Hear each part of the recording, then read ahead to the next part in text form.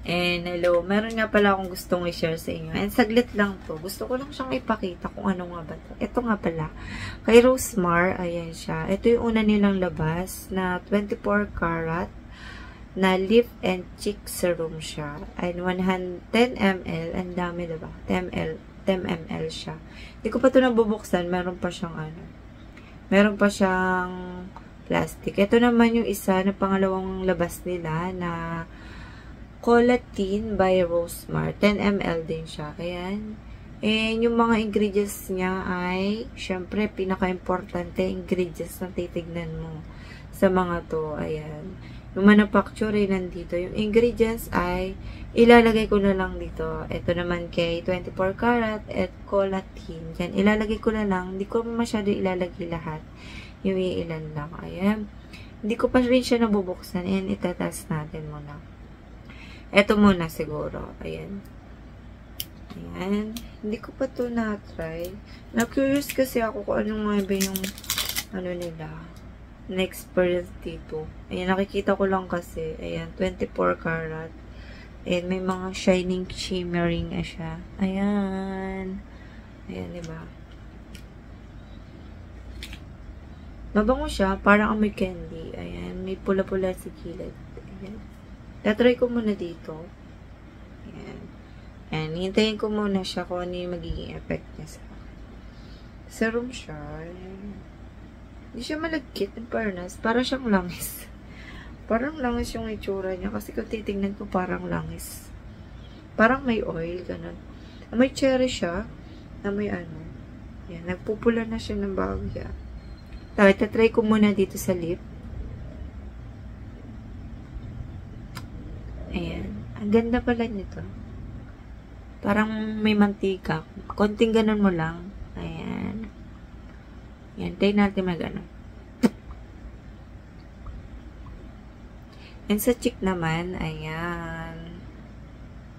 Dalawang ganun lang. Titingnan ko kung anong mangyari. Hindi ako nagli-lip tint. Bihirang-bihira. Ayan. Nagpupula siya.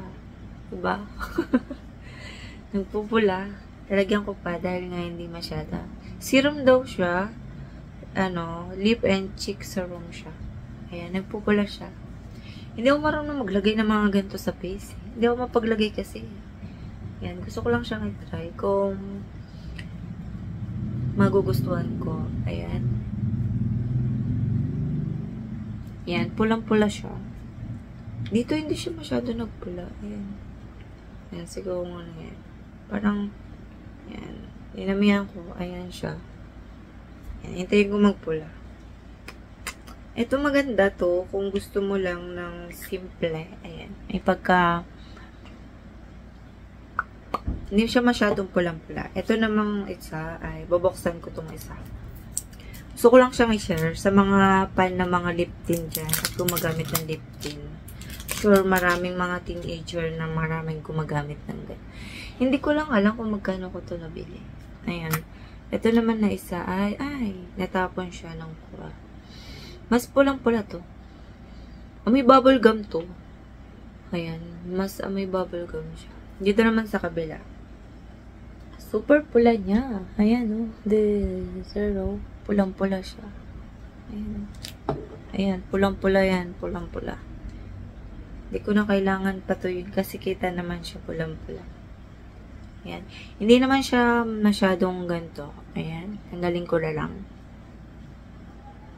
Ayan. Madali naman siyang tanggalin. Siguro kung marami mo siya na, pulang-pula rin to. Ayan. Hindi rin siya sa face ko, yung 24 karat. Ito, itatry ko to sa lips ko. Ayan. Isang ganun mo lang. Para kang may dugo sa face. Ayan. Parang malamig to. Oo, malamig siya. May cooling effect. Dahil siguro nga bubble gum. Para sa lasang bubble gum talaga siya. Ayan. Pulang-pula. Hindi naman siguro sa akin bagay may lips. Dati nagli-lipstick ako. Tsaka nagaganto. Dahil lagi ako nasa bahay, hindi na ako Try natin sa cheek. Ayan, konti lang. Masyadong marami. Ayan. Try ko muna konti kung hanggang saan yung pula niya sa face. Ayan. Ayan, blend mo lang mabuti. Ayan. Ito kasi isa. Ayan. Hindi siya masyado nag-ano dito sa... Siguro bagay itong partner sa dalawa. Kung ito yung uunahin mo, ayan. Ayan. Kung ito yung uunahin mo, tapos ito, pangalawa. Maganda siya pagsabay. Ayan. Kasi ito, parang may oil. Ayan. Ayan. Parang gusto ko siya. Promise. Ngayon lang ka nagdanan. Ayan. Gusto mo meron shining, parang glossy yung ano mo. Ayan, ito bagay. Tapos sa face mo, lagay mo rin to dito. Ito sa face, gusto ko siya sa cheek. Gusto ko siya gamitin dahil hindi siya super pula. Di katulad dito, pag dinamihan mo, kulay pula. Ayan, hindi ko lang siya dinamihan.